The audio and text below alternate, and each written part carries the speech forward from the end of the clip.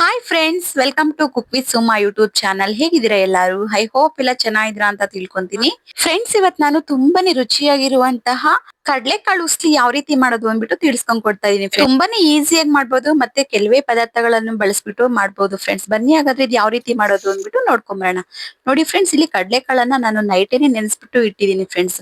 ಬೆಳಿಗ್ಗೆ ನೋಡಿ ಈ ರೀತಿ ಚೆನ್ನಾಗಿ ನೆಂದಿರುತ್ತೆ ಫ್ರೆಂಡ್ಸ್. ನೋಡಿ, ಈಗ ಇದಕ್ಕೆ ಮುಳುಗೋಷ್ಟು ನೀರನ್ನ ನಾನು ಇಲ್ಲಿ ಸೇರಿಸ್ತಾ ಇದ್ದೀನಿ ಫ್ರೆಂಡ್ಸ್. ಇದು ಮುಳುಗೋಷ್ಟು ನೀರ್ ಹಾಕಿದ್ರೆ ಸಾಕಾಗುತ್ತೆ ಫ್ರೆಂಡ್ಸ್. ಈಗ ಇದಕ್ಕೆ ನಾನು ರುಚಿಗೆ ತಕ್ಕಷ್ಟು ಉಪ್ಪನ್ನ ಇಲ್ಲಿ ನಾನು ಸೇರಿಸ್ಬಿಟ್ಟು ಒಂದ್ ಮಿಕ್ಸ್ ಕೊಟ್ಬಿಟ್ಟು ಒಂದ್ 2 ರಿಂದ 3 ವಿಸಿಲ್ ಕೂಗಿಸ್ಕೊಂತಾ ಇದ್ದೀನಿ ಫ್ರೆಂಡ್ಸ್.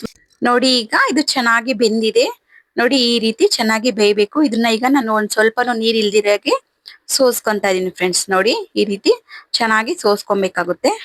ನಂತರ ಮಸಾಲೆಗೋಸ್ಕರ ನಾನಿಲ್ಲಿ ಒಂದ್ ಅರ್ಧ ಚಿಪ್ಪಷ್ಟು ತೆಂಗಿನಕಾಯಿನ ನಾನು ಇಲ್ಲಿ ತಗೊಂತಾ ಇದೀನಿ ಫ್ರೆಂಡ್ಸ್. ಹಾಗೆ ಒಂದು 6 ಹಸಿಮೆಣಸಿನಕಾಯಿನ ತಗೊಂತಾ ಇದೀನಿ.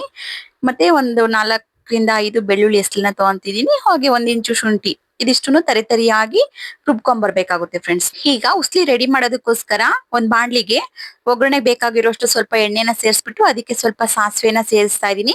ನಂತರ ಸ್ವಲ್ಪ ಫ್ರೆಶ್ ಕರ್ಬೇವಿನ ಸೊಪ್ಪನ್ನ ನಾನಿಲ್ಲಿ ಆಡ್ ಮಾಡ್ತಾ ಇದೀನಿ. ಜೊತೆಗೆ ಸ್ವಲ್ಪ ಅರಿಶಿನವನ್ನು ನಾನಿಲ್ಲಿ ಸೇರಿಸ್ತಾ ಇದೀನಿ ಫ್ರೆಂಡ್ಸ್. ನೋಡಿ, ಈ ರೀತಿ ತರಿತರಿಯಾಗಿ ರುಬ್ಕೊಂಡ್ ಬಂದಿರುವಂತಹ ಒಂದು ತೆಂಗಿನಕಾಯಿ ಎಲ್ಲ ಮಿಶ್ರಣ ಐತಲ್ಲ, ಅದನ್ನ ಈಗ ಸೇರಿಸ್ಬಿಟ್ಟು ಚೆನ್ನಾಗಿ ಮಿಕ್ಸ್ ಮಾಡ್ಬೇಕು ಫ್ರೆಂಡ್ಸ್. ನೋಡಿ, ಈ ರೀತಿ ಚೆನ್ನಾಗಿ ಮಿಕ್ಸ್ ಆದ ನಂತರ ಬೇಯಿಸಿ ಎತ್ತಿಟ್ಕೊಂಡಿರುವಂತಹ ಕಡ್ಲೆಕಾಳನ್ನ ಈಗ ಇದಕ್ಕೆ ಸೇರಿಸ್ತಾ ಇದೀನಿ ಫ್ರೆಂಡ್ಸ್. ಈಗ ಇದೆಲ್ಲವನ್ನು ಒಂದೋ ರೀತಿ ಚೆನ್ನಾಗಿ ಒಂದು ಮಿಕ್ಸ್ ಮಾಡ್ಬೇಕು ಫ್ರೆಂಡ್ಸ್. ನೋಡಿ, ಈ ರೀತಿ ಘಮ ಘಮ ಅಂತ ಸ್ಮೆಲ್ ಅಂತೂ ತುಂಬಾನೇ ಚೆನ್ನಾಗಿ ಬರ್ತಾ ಇರುತ್ತೆ ಫ್ರೆಂಡ್ಸ್. ಈ ರೀತಿ ಮಿಕ್ಸ್ ಮಾಡ್ತಾ ಇದ್ರೆ ನೋಡ್ತಾ ಇದ್ರಲ್ಲ ಎಷ್ಟು ಚೆನ್ನಾಗಿದೆ ಅಂದ್ಬಿಟ್ಟು. ನೋಡಿ, ಈಗ ಮೊದ್ಲೇ ನಾವು ಸ್ವಲ್ಪ ಬೇಯಿಸ್ಕೊಬೇಕಾದ್ರೆ ಸ್ವಲ್ಪ ಸಾಲ್ಟ್ ಹಾಕಿರ್ತೀವಿ. ಈಗ ಒಂದ್ ಸ್ವಲ್ಪ ಒಂದ್ ಚಿಟಿಕೆಯಷ್ಟು ಮತ್ತೆ ನಾವು ರುಚಿಗೆ ತಕ್ಕಷ್ಟು ಉಪ್ಪನ್ನ ನಾವಿಲ್ಲಿ ಸೇರಿಸ್ಕೊಬೇಕಾಗುತ್ತೆ. ಹಾಗೆ ಒಂದು ಅರ್ಧ ಹೋಳಷ್ಟು ನಿಂಬೆಹಣ್ಣನ್ನ ನಾವ್ ಇದಕ್ಕೆ ಸೇರಿಸ್ಕೊಂಡ್ಬಿಟ್ಟು ನಂತರ ಸ್ವಲ್ಪ ಕೊತ್ತಂಬರಿ ಸೊಪ್ಪನ್ನು ಈ ರೀತಿ ಚಿಕ್ಕ ಚಿಕ್ಕದಾಗಿ ಕಟ್ ಮಾಡ್ಬಿಟ್ಟು ಸೇರಿಸ್ಬಿಟ್ಟು ಎಲ್ಲಾನು ಒಂದ್ ಮಿಕ್ಸ್ ಮಾಡ್ಬೇಕು ಫ್ರೆಂಡ್ಸ್. ಹಬ್ಬಬ್ಬಾ, ಇನ್ ಟೇಸ್ಟ್ ಅಂತೀರಾ, ಟೇಸ್ಟ್ ಅಂತೂ ತುಂಬಾನೇ ಸಕ್ಕತ್ತಾಗಿರುತ್ತೆ ಫ್ರೆಂಡ್ಸ್. ನೀವು ಒಮ್ಮೆ ಟ್ರೈ ಮಾಡಿ. ನೋಡಿದ್ರಲ್ಲ ಫ್ರೆಂಡ್ಸ್, ಗಣೇಶನ್ಗಂತೂ ತುಂಬಾನೇ ಪ್ರಿಯವಾಗಿರುವಂತಹ ಪ್ರಸಾದ ಆಗಿರುತ್ತೆ ಫ್ರೆಂಡ್ಸ್ ಇದು. ಓಕೆ ಫ್ರೆಂಡ್ಸ್, ನೋಡಿದ್ರಲ್ಲ ತುಂಬಾನೇ ಟೇಸ್ಟಿ ಅಂಡ್ ಈಸಿಯಾಗಿ ಯಾವ ರೀತಿ ಕಡ್ಲೆಕಾಳು ಉಸ್ಲಿ ಮಾಡೋದು ಅಂದ್ಬಿಟ್ಟು.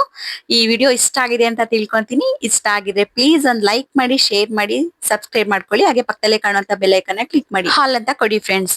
ಓಕೆ ಫ್ರೆಂಡ್ಸ್, ವಿಡಿಯೋ ನೋಡಿದಕ್ಕಾಗಿ ಎಲ್ಲರಿಗೂ ತುಂಬಾನೇ ಧನ್ಯವಾದಗಳು ಫ್ರೆಂಡ್ಸ್. Thank you all.